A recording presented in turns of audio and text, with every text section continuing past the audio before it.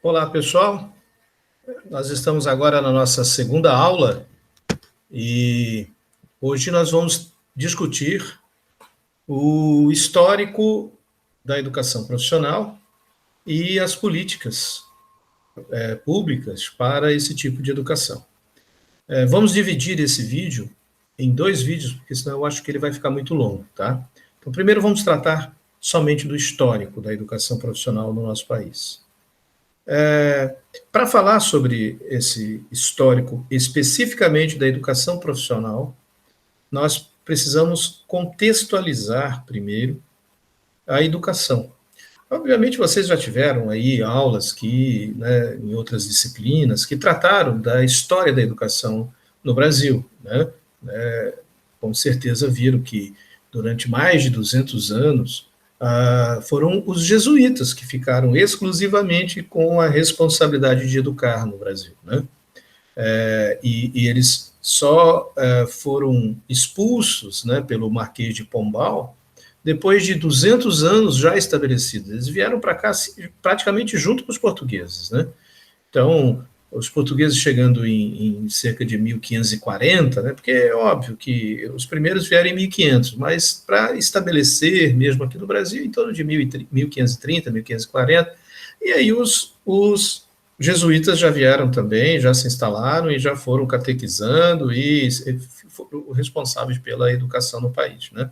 Mas, lá por 1730, mais ou menos, Marquês de Pombal manda essa turma toda embora, e aí, com uma nova política implantada em Portugal, de educação em Portugal, começa a se ter também uma forma de se educar os nativos aqui no Brasil, né?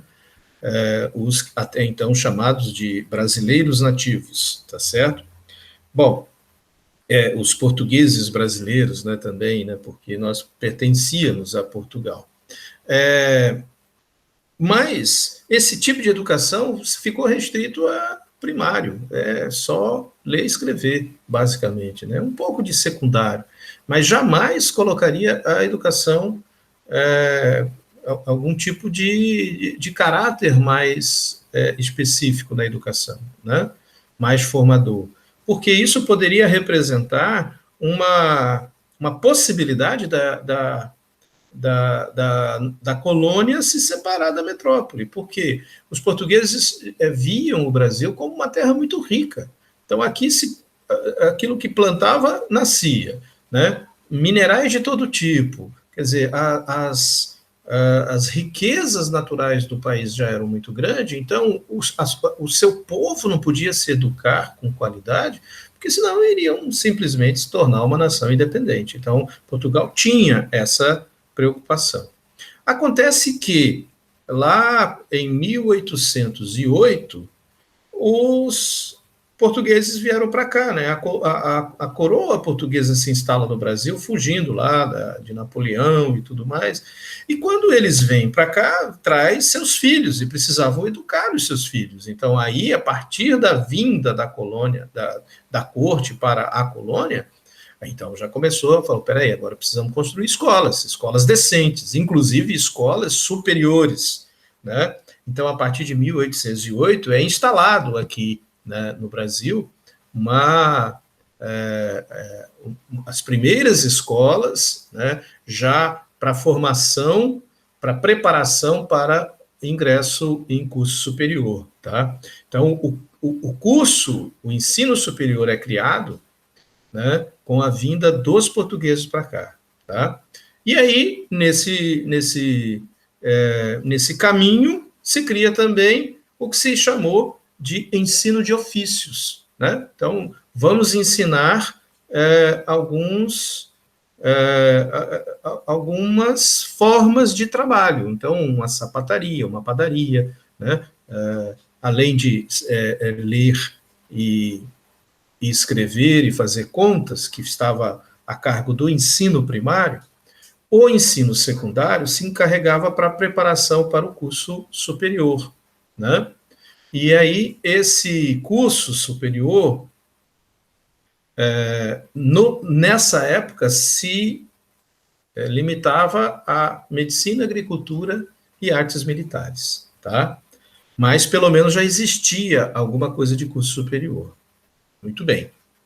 Bom, acontece que a sociedade brasileira vai se organizando, né? Então, e ao mesmo tempo era uma sociedade bem estabelecida, escravocrata, e, obviamente, os trabalhos manuais ficavam a cargo dos escravos, né? Então, eram os escravos que desenvolviam os trabalhos manuais, quer dizer, arrumar uma janela, né? Produzir uma cadeira, quer dizer, né? Trabalho de mecânico, carpintaria, de construção, né? Quer dizer, pedreiro, esses trabalhos todos escravos, né? Então, o senhor de escravo, ele não fazia esse tipo de trabalho. Com isso, se cria na nossa sociedade, né, uma ideia de que atividades artesanais de manufatura é um trabalho de menor valor, né? É um trabalho para pessoas de menor qualificação. Quer dizer, as pessoas com formação superior, elas não podem exercer esse tipo de trabalho. Bom, com isso, então, vamos pegar os filhos de pessoas que não têm posse e vamos colocar em casas de preparação para ofícios, né, os chamados artífices, tá? Então, a partir em torno de 1840, mais ou menos, começa a se criar essas casas de artífices e tudo mais, tá? Mas, em 1858, começa verdadeiramente um primeiro liceu, né, de artífices, né? Liceu é o nome que se dava para uma escola de nível secundário, tá? E foi uma iniciativa da chamada Sociedade Propagadora das Belas Artes. E essa sociedade, ela criou essa escola, né? E essa escola existe até hoje, ela está lá no Rio de Janeiro, tá? Aliás, é no Rio de Janeiro, inclusive, logo alguns anos depois disso, que tem-se um implemento de escolas de artífices, né, chamadas escolas técnicas, né, que ainda não tem esse nome, mas é uma escola para ensino técnico, tá? Porque o governador, né, no Rio de Janeiro, em 1906, era Nilo Peçanha. Nilo Peçanha tem uma característica bastante curiosa, né? Ele foge um pouco do estereótipo dos políticos da época, porque ele vem do subúrbio. Ele nasce, por exemplo, filho de padeiro, né? E a mãe era empregada doméstica. Então, ele já tem uma formação, né, de uma classe menos favorecida, só que ele acaba casando com uma filha de um poderoso, de um barão, né? E aí, então, ele ascende socialmente, tá? Mas ele tem esse princípio mais humilde, né? E é muito curioso, porque ele tinha características negras, né? Na verdade, assim, característica dele, ele era negro, mas, para aquela sociedade, o que ele fazia? Ele passava pó de arroz, tal, para disfarçar um pouquinho a cor, e fingia ser branco, e a sociedade aceitava a ideia de que ele era branco. Mas, na verdade, ele era negro. Tanto é que tem muita publicação que coloca Nilo Peçanha, né, como o primeiro presidente negro do Brasil, porque ele vem a ser presidente depois, né? Primeiro ele se elege governador no Rio de Janeiro, em 1906. E quando ele se elege, ele cria várias escolas com essas características técnicas. E eu, na minha cabeça, eu penso que ele fez isso justamente por desse passado humilde dele, né? Ele trabalhou na padaria com o pai dele. Então, ele precisava aprender a mexer no pão, essas coisas todas. Então, ele cria em várias cidades, né, no Rio de Janeiro, essa característica dessas escolas, né? Ele cria a cidade de Campos, de Petrópolis e de Niterói, né? E também Paraíba do Sul, tá? Então, são essas 4 cidades que são atendidas com escolas técnicas. Isso em setembro de 1906, tá? Muito bem. Isso ocorre na sequência, em 1909, a morte do presidente do Brasil, que era o Afonso Pena. E o vice-presidente era justamente o Nilo Peçanha. E aí ele assume a presidência, né? Ele deixa, né, ele era presidente do Rio de Janeiro, porque na época não se chamava governador, se chamava presidente do estado, né? Então ele vem para ser o presidente do Brasil. E como presidente do Brasil, ele cria escolas técnicas federais, entende? Então ele já tinha tido a experiência no estado do Rio de Janeiro com escolas técnicas, mas ele traz essa experiência para o Brasil. Então, aí ele cria, né, no Brasil, 19 escolas técnicas. Né? Curioso, mas por que ele cria 19? Porque existiam 19 estados naquela época. Tá? E não existia estados como Roraima, Rondônia, Mato Grosso do Sul, Tocantins, Amapá, esses não eram estados. Então, por isso que não existiam escolas técnicas nesses estados. Aqui no Mato Grosso do Sul, nós não tínhamos escola técnica nenhuma, né? Mas o Mato Grosso tinha, lá em Cuiabá, Rondonópolis, né? Tem várias cidades do Mato Grosso. Por quê? Porque Mato Grosso já existia em 1909, Mato Grosso do Sul não. Então, é muito interessante essa característica de se ter escolas, de 19 escolas técnicas serem criadas, e permaneceram essas 19 ao longo de muitos anos, né? Ao longo de mais de 100 anos, foram essas as 19 que permaneceram. Então, elas foram criadas lá por Nilo Peçanha, né? Então, só aí começa, então, a rede federal, tá certo? Então, a rede federal, ela começa em 1909, com a criação das escolas, né, pelo Nilo Peçanha, chamadas de escolas de aprendizes e artífices, tá? 19 delas. Depois, em 37, essas escolas são transformadas em liceus profissionalizantes. Então, liceu é um nome para escolas de segundo grau, tá? De nível intermediário, né? Entre o básico e o superior. Em 42, são transformadas em escolas industriais e técnicas. Depois, em 59, viram só escolas técnicas. Depois viram Cefetes, né, os Centros Federais, em 1978, que, com o passar do tempo, são transformados, então, nos Institutos Federais. Né, em 2008, são transformados em Institutos Federais. Vamos ver um pouquinho, então, de tudo que se passa ao longo desses anos todos aí. Bom, então, nós temos, em 1909, a criação das escolas de aprendizes e artífices, né? Essas escolas foram colocadas no Ministério do Negócio, Agricultura, Indústria e Comércio, portanto, não existia Ministério da Educação, tá? Não tinha. Então, as escolas que foram criadas ficavam no Ministério dos Negócios, da Agricultura, Indústria e Comércio. Por isso que você tem escolas industriais, escolas comerciais, escolas agrícolas, tá? Então, existe essa separação, tá? Bom, isso acontece em setembro de 1909. Em 1927, passa a se ter como oferecimento obrigatório o ensino profissional no Brasil.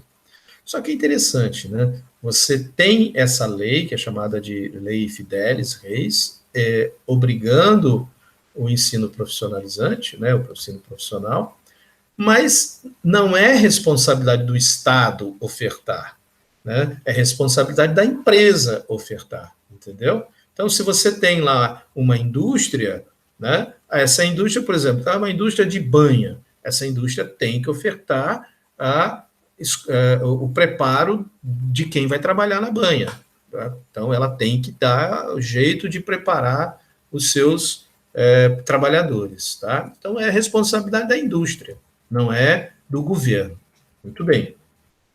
Em 1930, é criado, finalmente, o Ministério da Educação.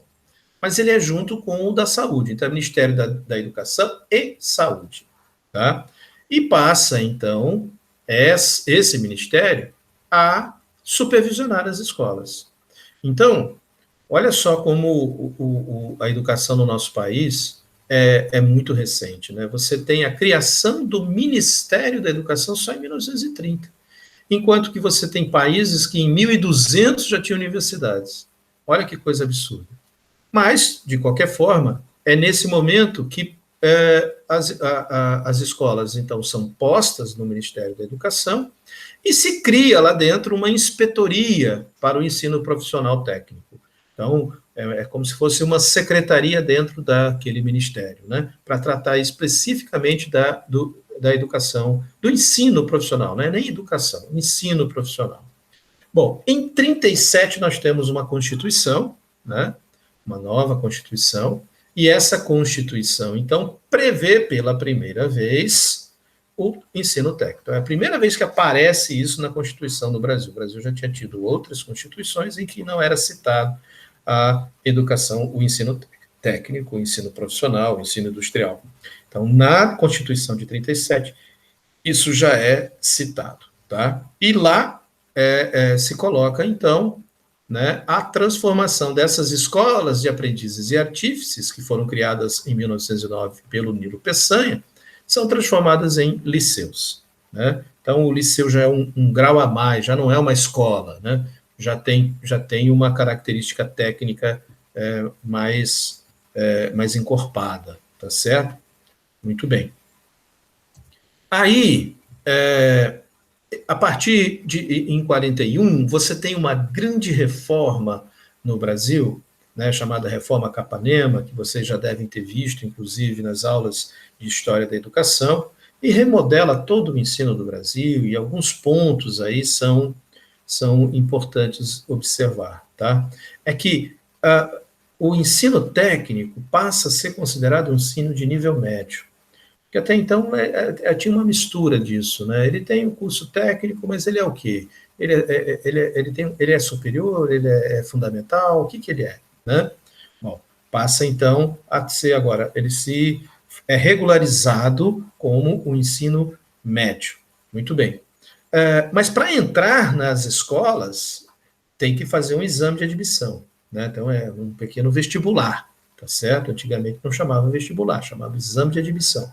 Tá? E os cursos são divididos em 2 níveis, né? O curso básico, tá? Que é industrial artesanal, aprendizagem e maestria, tá?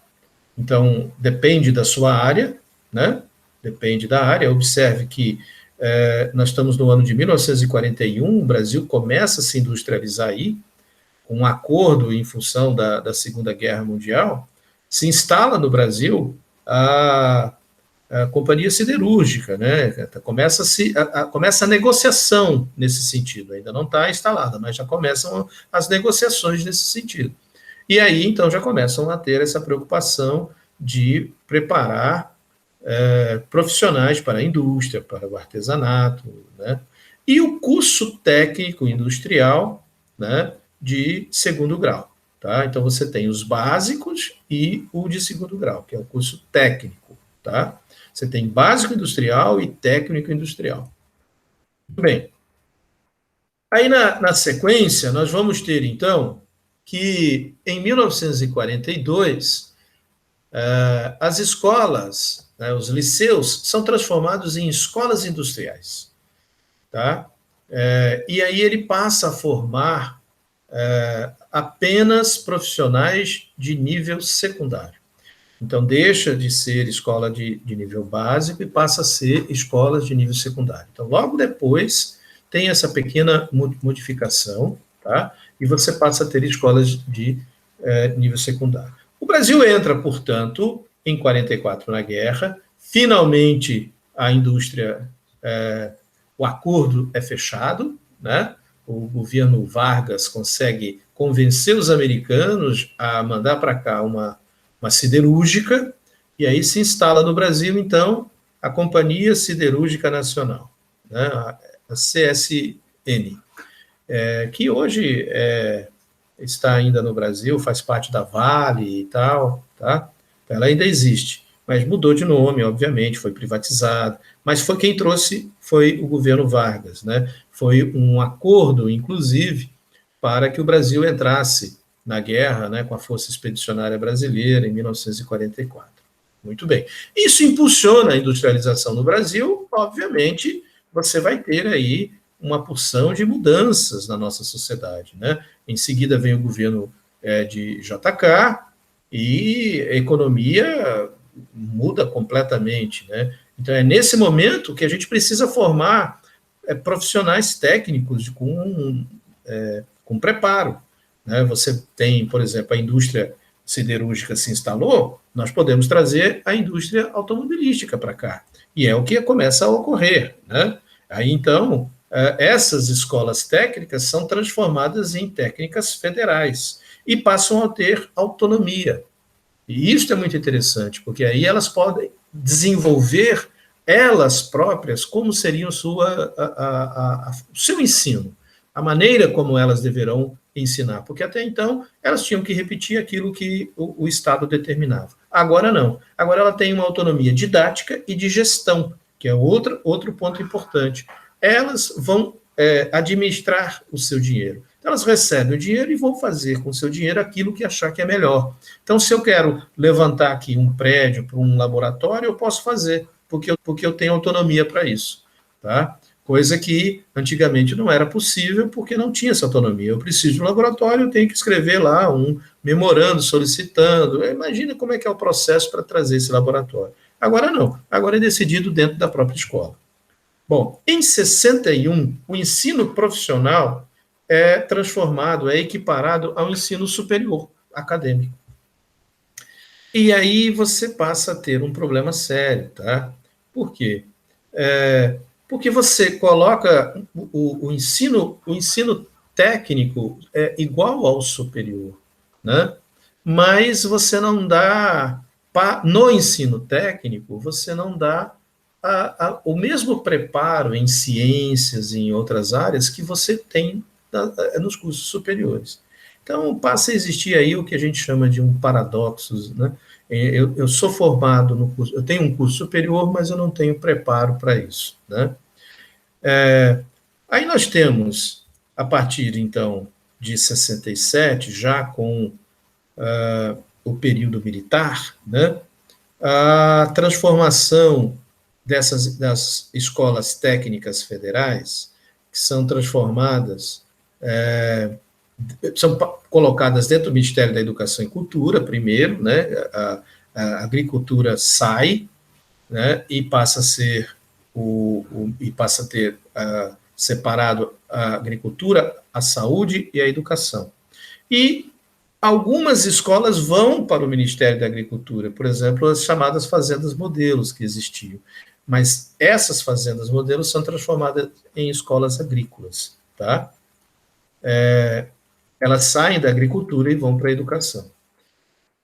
Em 71, decreto do general, na época, né, Garrastazu Médici, determina que toda a educação brasileira passa a ser formação técnica profissional de nível médio.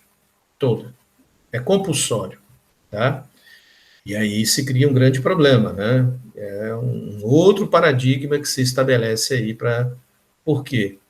Porque, primeiro, por que ele fez isso? Porque o Brasil estava precisando de técnicos, como ainda precisa, mas na época, urgentemente. Então, vamos pegar todo mundo e vamos transformar em técnico de alguma coisa. Né? Então, na época, existia muitas escolas técnicas no Brasil. Você ia para o ensino médio, você tinha que escolher.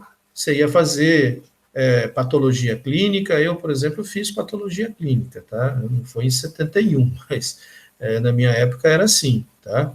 Então, patologia clínica, você vai aprender a fazer a fazer análise de sangue, urina, fezes, essas coisas todas. Você vai conhecer, você vai se preparar para ser um atendente em posto de saúde, né? Vai ser um auxiliar de enfermagem, coisa desse tipo, tá? Então, isso é o curso técnico em patologia clínica.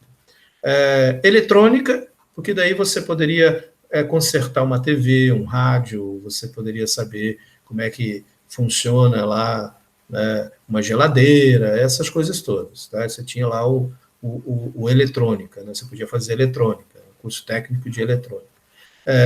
O contabilidade, tinha o curso técnico de contabilidade, que você poderia auxiliar no escritório de contabilidade, né? E também tinha o curso técnico para professores, né? Então, você poderia se formar para ser professor, no caso, no ensino médio. E você ia ser professor de primeiro grau, né, de educação básica, tá? Aí, então, nesse caso, né, você tem um grande problema, que é as escolas públicas, estaduais, né, elas não tinham condições de dar, por exemplo, um curso de patologia clínica ou de eletrônica. Por quê? Porque para você dar um curso técnico de patologia clínica, você precisa de laboratórios de várias áreas. Porque eu, por exemplo, eu fiz o curso, mas eu fiz numa escola particular. A minha mãe era professora dessa escola, conseguiu uma bolsa para mim. E aí eu fui fazer lá a patologia clínica. E eu abria cadáveres. Eu via lá, sabe, o coração, o fígado. Né? Eu aprendi a fazer testes, né, de gravidez, por exemplo, pegar a urina para fazer teste de gravidez. Né? Hoje você tem lá, né, compra na farmácia, mas na época não era assim. Então, colher sangue, né, dar injeção, tudo, você precisava de laboratórios para tudo. Ou, por exemplo, o curso de eletrônica. Então, você tinha que ter equipamentos para poder abrir, né, e professores especializados nessa área e tudo mais. Isso, as escolas públicas e estaduais não tinham essas condições. Então, o que elas faziam? A escola pública estadual, ela ofertava o magistério, que era preparação para ser professora, professor, do ensino básico, e também a escola, e também o curso de contabilidade. Porque o curso de contabilidade precisava o quê? Ensinar o cara a fazer conta, matemática, basicamente. Então, quem estava quem era pobre, né, para o português mais claro, quem era pobre não tinha condições de pagar uma escola particular, tinha que fazer ou magistério ou contabilidade. Não tinha outra possibilidade. E quem tinha posse ia fazer esses outros cursos, porque esses outros cursos preparavam, né? Se eu, por exemplo, eu fiz patologia clínica porque minha mãe sonhava que ela queria que eu fosse médico. Então, ela me botou no curso de patologia clínica, porque me preparava, né, para ser médico. Porque eu aprendi uma porção de coisas de biologia, de química, de física, eu tive aula de tudo. Mas quem estava, por exemplo, no magistério, fazendo magistério, ele não tinha biologia, não tinha química, não tinha física. Porque não precisava. Quem fazia contabilidade tinha bastante matemática, mas não tinha química, não tinha biologia, não tinha física. Não precisava. Era assim. Então, o pobre, ele se formava ali no curso técnico profissionalizante, mas não tinha condições de ascender. Ele não passava em vestibular de jeito nenhum, ainda mais lá nos anos 70, que o vestibular era super concorrido e tinha pouquíssimas vagas. Então, ele não passava mesmo, era quem passava no vestibular, é quem conseguia fazer esses cursos mais preparatórios. Só que tem um detalhe, o rico se incomodou com esse tipo de curso, porque ele não queria que o filho fizesse patologia, ele não queria que o filho fizesse eletrônica ou qualquer um desses cursos aí. Não. Ele queria que o filho estudasse para fazer direito, fazer medicina, fazer odontologia, fazer engenharia, numa universidade. Então ele tinha que ter bastante química, física, matemática, biologia para passar no vestibular. Então ele queria um curso de ensino médio só. e começou a pressionar.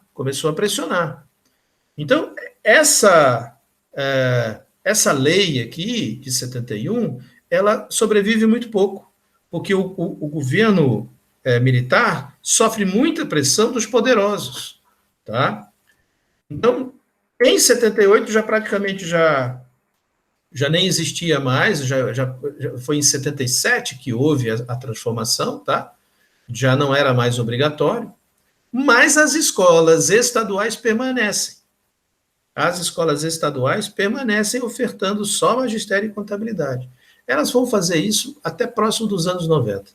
Tá? Então começa lá em 1971, mas até próximo dos anos 90 elas estavam só fazendo isso, porque era mais fácil e principalmente que economizava professor. Você não precisava ter professor de química, física e biologia em determinados cursos. Tá? Em 78, as escolas são transformadas em Cefet, não todas, né? Algumas são transformadas em Cefetes, que são centros federais, e aí já são centros federais de tecnologia. Então já começam a fazer pesquisas, já começam a desenvolver coisas mais maiores, tá? Isso acontece no Paraná, Minas Gerais e no Rio de Janeiro, tá bom?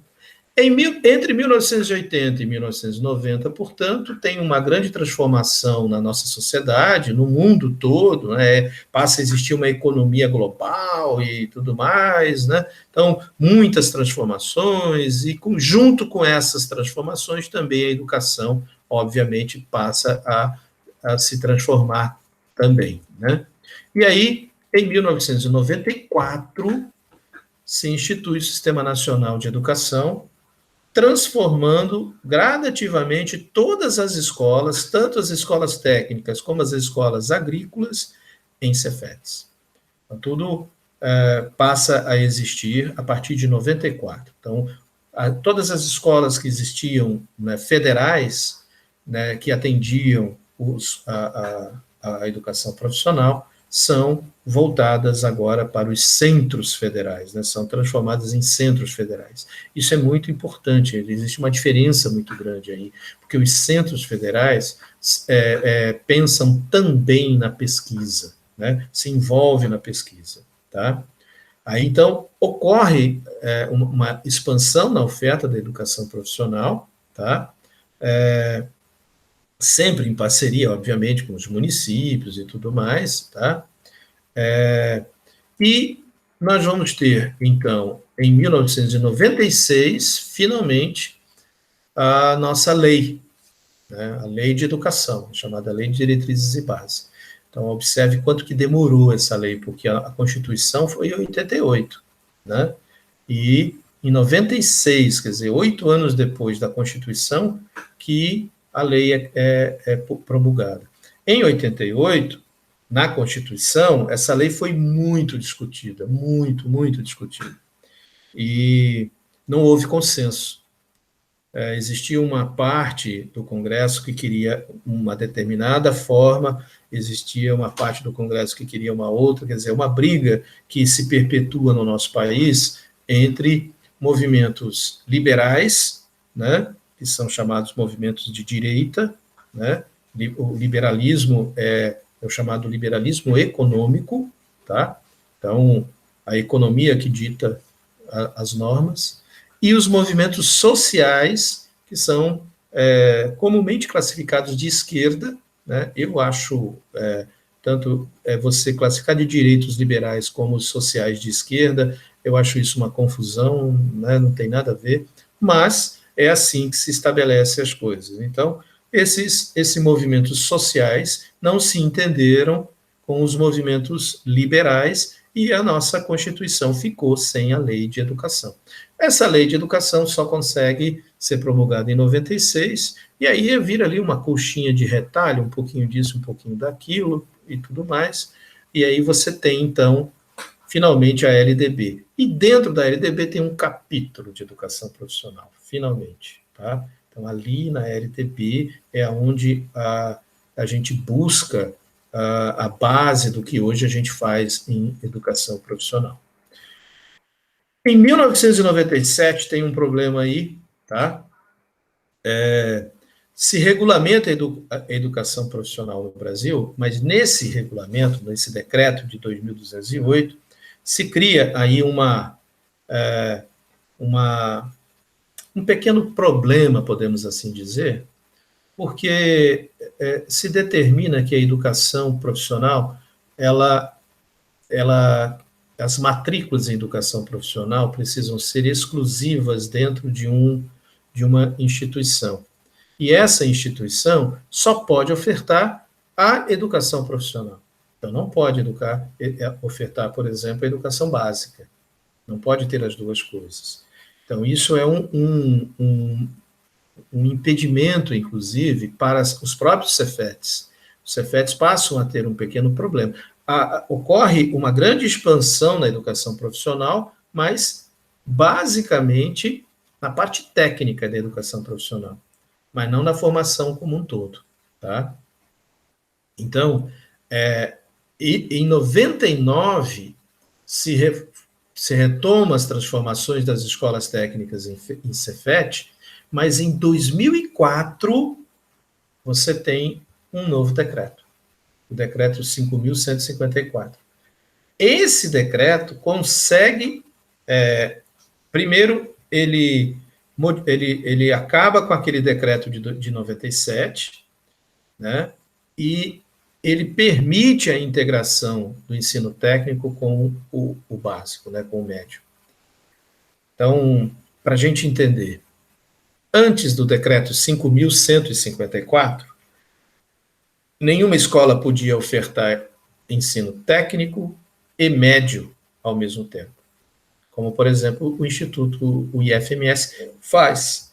Você faz o curso de alimentos, mas você tem química, física, matemática, biologia. Não. O decreto de 97 determinava assim: se você é uma escola técnica, você vai dar as disciplinas técnicas. Você não vai dar as disciplinas básicas.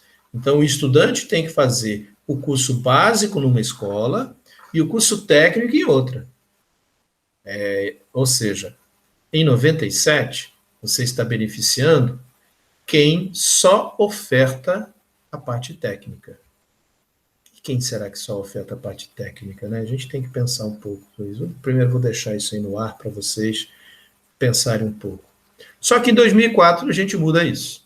Em 2004, né, o governo até então entende que é possível sim integrar.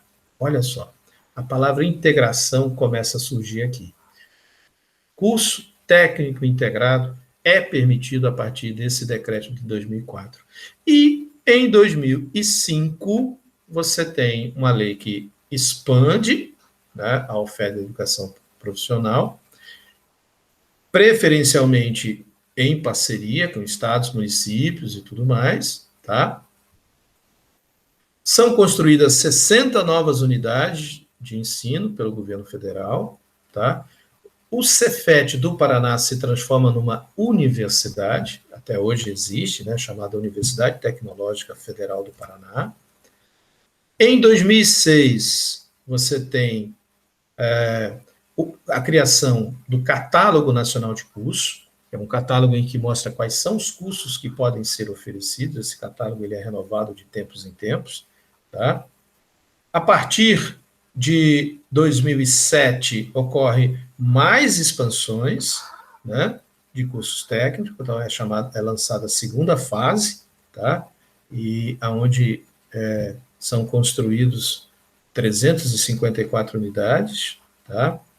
Se cria o Brasil Profissionalizado, né? Se cria várias iniciativas na área de cursos técnicos, e nós vamos ter, então, finalmente, em 2008, a criação dos institutos federais, né? A Lei 11.892, que cria a Rede Federal de Educação Profissional e Tecnológica, chamados IEFs, né? Em 2009, 100 anos de rede federal, tá? Então, começou em 1909, 2009 faz 100 anos.